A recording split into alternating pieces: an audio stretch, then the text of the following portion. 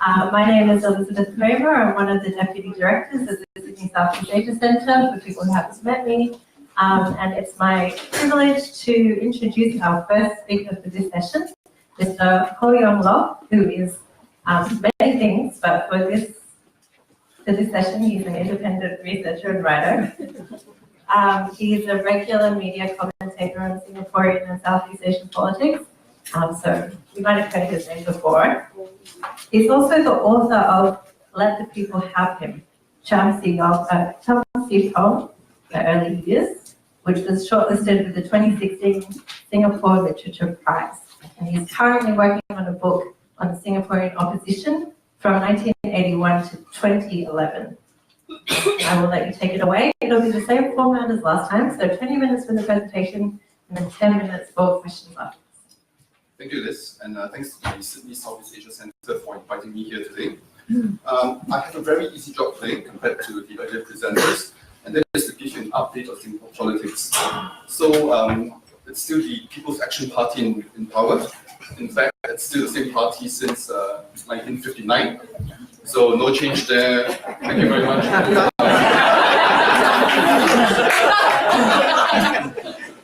But more seriously, I'd like to examine that a bit closer. And to do so, I'd like to answer this question, or try to provide an answer to this question. This perennial question really, why is the opposition in Singapore so weak? Of course, we know the reasons. Parties are really restricted in the kind of fundings they can get. Media laws are quite strict, what they can say. We hear of opposition politicians being bankrupted by lawsuits, gerrymandering, and very high barriers to entering elections. On the other end of the spectrum, we also know of the explanation that because of Singapore's public policy successes, the electorate is generally very contented, very middle class, so they're not really motivated to change the system. But that doesn't really give the whole picture and the whole explanation to this question, which we will try to answer to today. And before we go further, just look at the numbers. So in the last three elections, this is the general election in 2006. Basically, three opposition members were elected to about 81 to 83 members of the ruling People's Action Party. The popular vote that the opposition got was 33%, which would seem to suggest that because of the first past the post system that Singapore has, the number of opposition MPs in Parliament doesn't really reflect the popular vote that they get.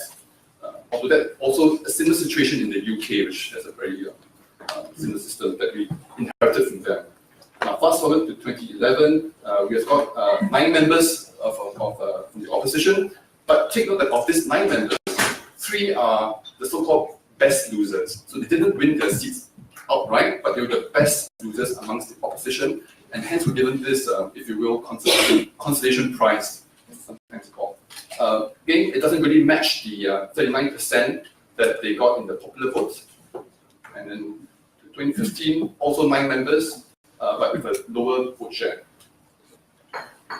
Now, on the updates, pretty much since 2011, there had been a leadership contest of sorts for the next leader of the People's Action Party, the ruling party.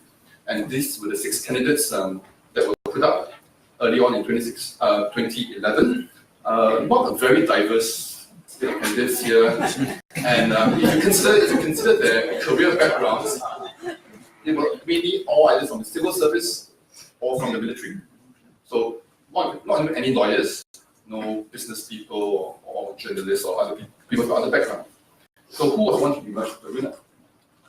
So just earlier this month, Tun Sri Kiat was appointed the Deputy Prime Minister. Very clear sign, all but confirmed that he will be the next Prime Minister, and he is expected to take over after the next general election from the incumbent Lee Hsien Loong.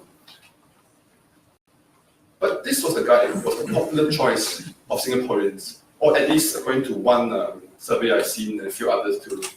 Tharman Shanmugaratnam, former Finance Minister, and until last month, Deputy Prime Minister. Very respected on the international world stage. He was even said to be a very credible candidate to succeed Christine Lagarde at the IMF but that has not seemed to be the case since then for other reasons. He is a very popular politician in Singapore, very charismatic. His vote share in his constituency in the last election was 80%. 80%, which was better than the Prime Minister. But why is he not the next Prime Minister? So the PAP has explained that Singapore is not ready for a non-Chinese Prime Minister, or more recently they are saying that the older generation of Singaporeans are not ready for a non-Chinese Prime Minister. But the votes, as I was sharing with you earlier on, doesn't really carry this story out. So what was the real reason? We think that perhaps Harman is a bit more independent-minded compared to the other candidates. He's also considered a bit more left of centre, so he's a bit more for liberalising anything from social spending to even to maybe some laws might be liberalised under him, perhaps more chance of free speech. But basically, he's out of the running now. Now, on the opposition side of things, we talk about alliance. Singaporeans in general, a bit obnoxious bunch. We don't really think that there's anything to learn from other countries in Southeast Asia. But one thing we think we can learn is from Malaysia, and that is the success of the opposition coalition in Malaysia. So after the Malaysian, the victory of the Malaysian opposition last year, the opposition in Singapore wanted to form a coalition too. And here we have the potential coalition alliance leader, Tan Ching Bock. He was previously a member of the PAP, the ruling PAP, and then he resigned. He contested for the presidency, and he almost won, but he was just short of 0.3% of the vote. He almost became president. Since then, he has started a new party, an opposition party, and he has been talking about forming an alliance with all of them. But the latest is that we think this is dead in the water. It's not going to happen. Why? Very simply because none of these parties are in parliament. The only party in parliament right now is the Workers' Party. All 9 of them, out of the parliament of 90 or so members. They have also seen recently a leadership transition. So the new leader now is Pritam Singh, gentleman in the middle, who has taken over from Lau Tia Kiang, gentleman to the left. This is quite significant for a few reasons. There has not really been a smooth transition of leadership amongst the Singapore opposition in parliament. Previous leadership transitions were very sort of infighting, sort of intra-opposition strife. So a new leader took over, which would then start a whole new program for the party. But it's a very smooth transition, which would sort of suggest that the Workers' Party has consolidated its identity as the parliamentary opposition for Singapore.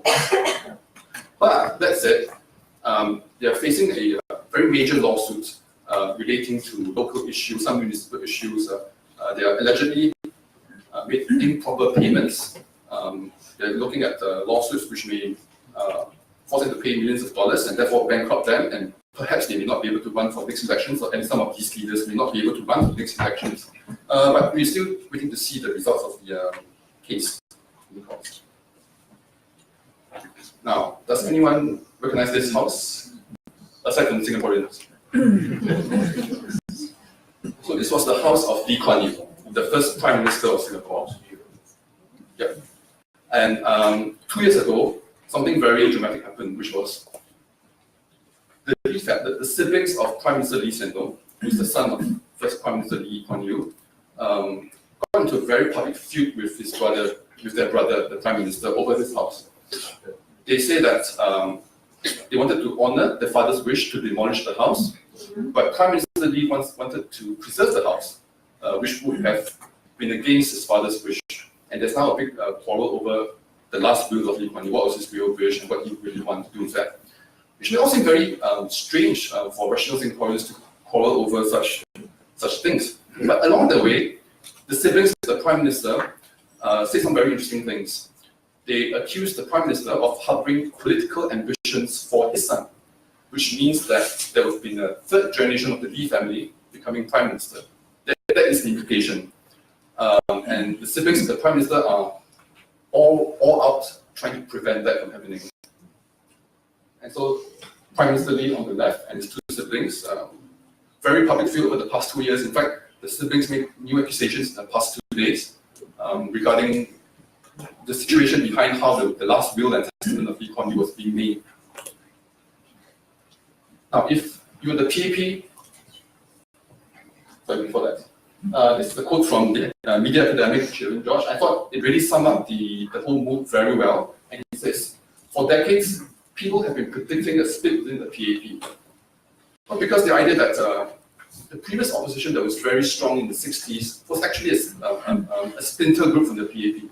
And that's how the strong oppositions in the past have sort of come about. But we don't see any splits in the party at the moment.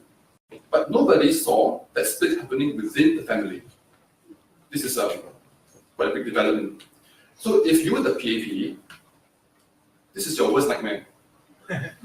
So Lee Hsien Loong, the brother of the Prime Minister, was involved in meetings with Tan Cheng Bock, the leader of the potential opposition alliance I was sharing with you about. He hasn't joined the party, although people were asking him to contest against the party of his brother and his father. That probably wouldn't happen. It doesn't seem to be likely at the moment. Only that would actually change the rules of the game, I think. So something to watch in the elections, which are probably going to happen later this year or early next year. They're due by 2021, but we think it'll be a bit earlier. Now, next we have a recently passed law, the anti-fake news law in Singapore, just passed 2 weeks ago in Parliament. Or to give it its full name, the Protection from Online Falsehoods and Manipulation Bill, of months for shorts. Now, what's so disturbing about this bill? There are a lot of anti-fake news laws, even in Europe too, but this one prescribes fines of up to $1 million for even individual miscreants, and even a 10-year jail sentence. Whether or not they would give this sentence, it's up to the court to decide. But the main issue here is how fake news is being defined. And the law gives cabinet ministers the ultimate discretion to decide what fake news is. So the opposition's argument was, why not let the courts decide that, to make it a judicial process, to which the government's response was, that would be too slow, too inefficient a process. Say in a situation of a very fast-moving election where fake news is coming up and you cannot take it down in time if you have a very lengthy court process.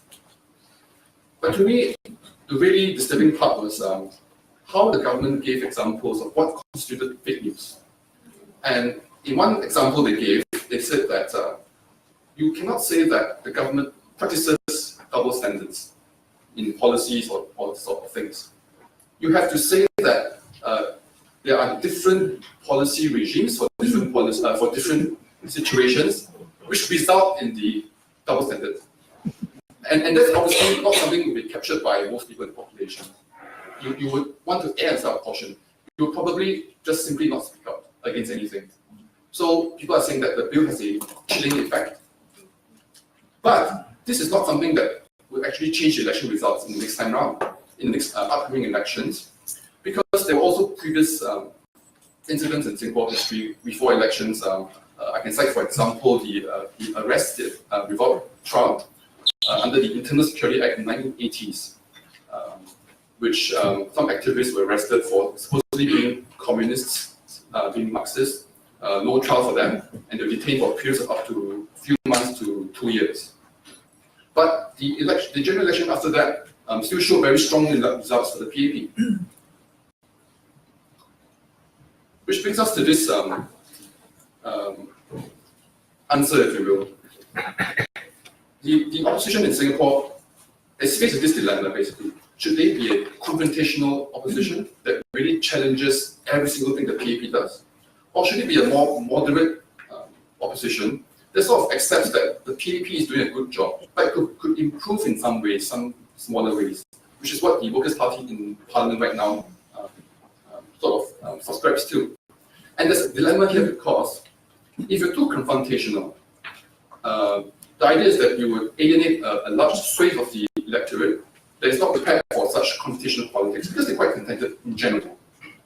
However, if the opposition were to be too moderate, and if they were to just tackle bread and butter issues, economic issues, then anytime the PAP's technocratic superiority would beat them to it, they would have all the policy prescriptions to it that the opposition would never be able to master.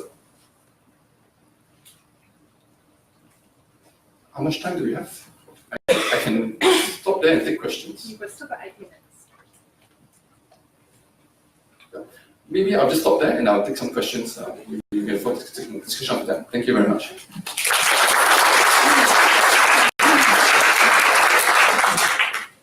that is very much within the time limit, so we have plenty of time for questions. Does anyone have one to begin with? Oh, could you wait for the mic?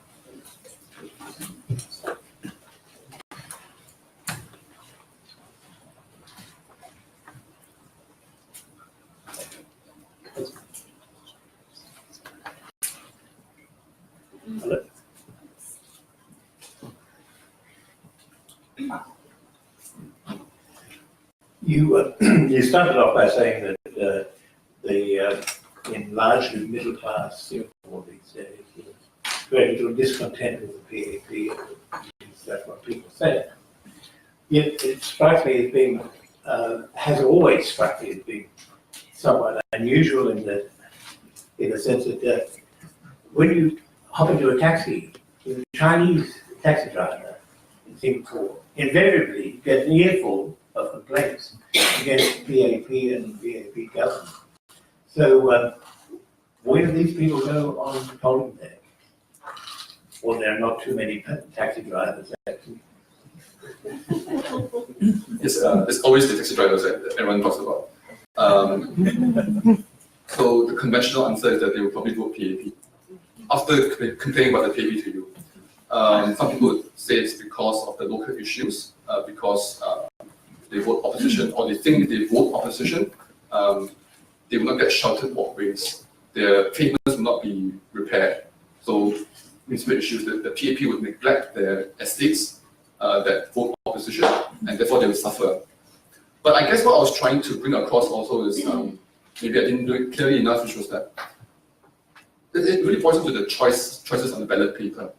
I think the opposition can do a better job to put stronger choices, better choices of what they can offer voters. That's different from the PAP, but also not too different that it sort of subverts the whole system that is not acceptable to most Singaporeans. So I think it's about the choices that is before the Singaporeans that are not convincing enough for them to move away from the PAP. The median voter, that is. I might jump in with a question of my own. Sure. While you think about the questions that you have in the audience. How has the result of the election in Malaysia last year influenced the PAP in Singapore now? I mean, are they fearful that something similar could happen, or is it very much that's over there, we're different here? The first thing was the results in Malaysia came as a complete shock to the government in Singapore. Furthermore, the Singapore government, the PAP had a very good relationship with the previous government of Malaysia. And relations between the two countries were very good, in fact the best in years. But now with Mahathir back in power, every day there's a new quarrel. It's either the border or something about the bridge linking Malaysia to Singapore. There's the cancellation of the high-speed rail project from KL to Singapore, which the Singaporeans invested quite a sum of money off. So that doesn't happen anymore, or at least for the time being. Singapore media is very critical of the Malaysian government, at least the mainstream media in Singapore is very critical. So there's a renewed tension between the two countries again, which we thought was ancient history, at least in the 1990s. But back to your question as to how they think it will affect Singapore, not a lot at all. Obviously, small city-state compared to huge hinterland, the politics are very different. You simply do not get the rural-urban divide in Singapore at all, because every constituency is basically the same, because they've got 80% public housing in Singapore. 80% of Singaporeans live in public housing. And probably in every constituency, 80% is public housing. So you get this every constituency is the Singapore electorate in the microcosm, right? So there's no divide of the sort that you see in Malaysia that would allow, say, opposition to grow from local politics. There are no local elections in Singapore, only parliamentary elections, that's all. There's also presidential elections, but that's a bit different. But there's no way for an opposition to grow organically in the same way as done in Malaysia.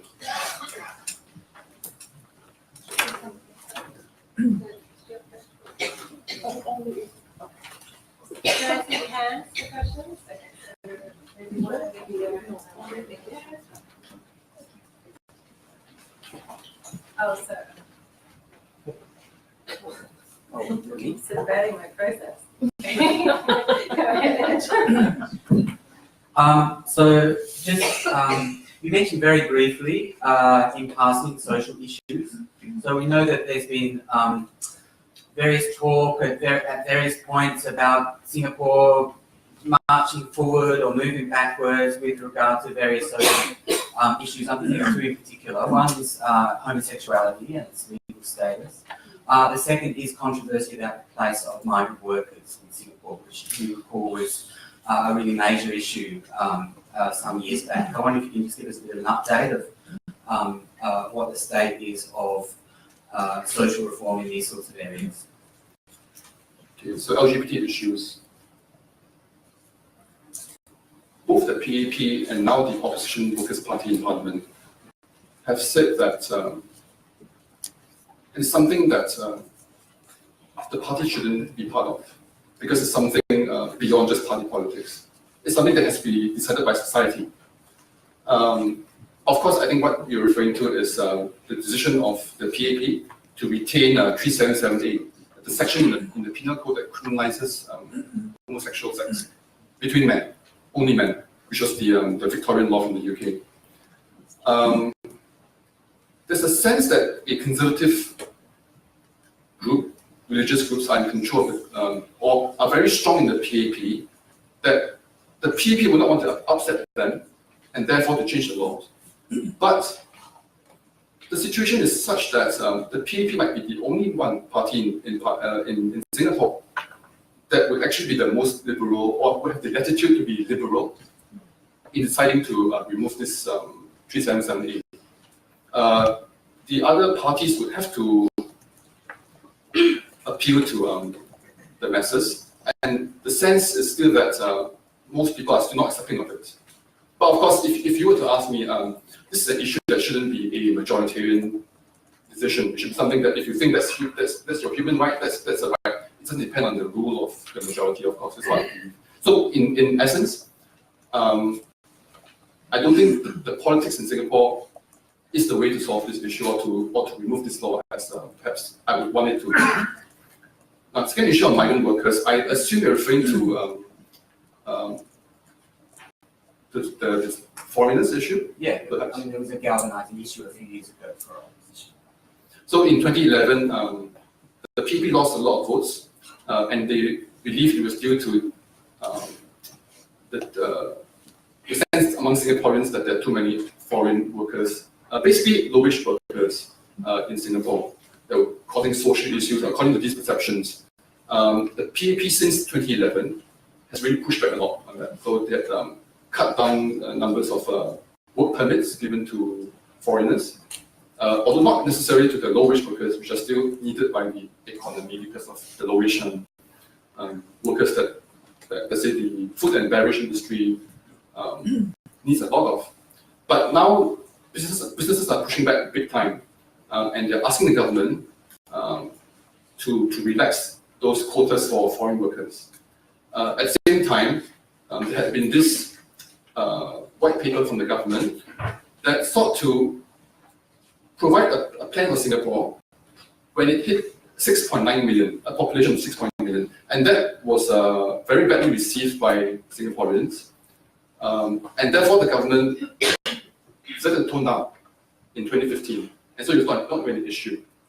But in the larger scheme of things, the PAP is very adroit at pushing and pulling. So now that the sense that the issue is decided, they want to revisit this issue of opening up foreign worker quotas and all that, and now they're looking at the target of 10 million people But it remains to be seen how they will play out this issue for electoral purposes in the next general election. We're going to take the next two questions together. If that's okay. Hello, it's interesting that you mentioned, Singaporeans are not ready to have non-Chinese Singapore Prime Minister. So my question is, how has identity politics played a part in Singapore's politics? And what's the difference between a non-Chinese Prime Minister and non-Chinese President? First question. Did you have? You asked why has the opposition failed, and that sort of presupposes that it should succeed in some way. And I'm wondering if you read the academic literature on how to remove and entrench authoritarian party, there's basically 16 tactics that you need to do. One of them is you've got to be confrontational, and they haven't done that. And I'm wondering, have you seen any evidence of any opposition party in Singapore learning from an outside example?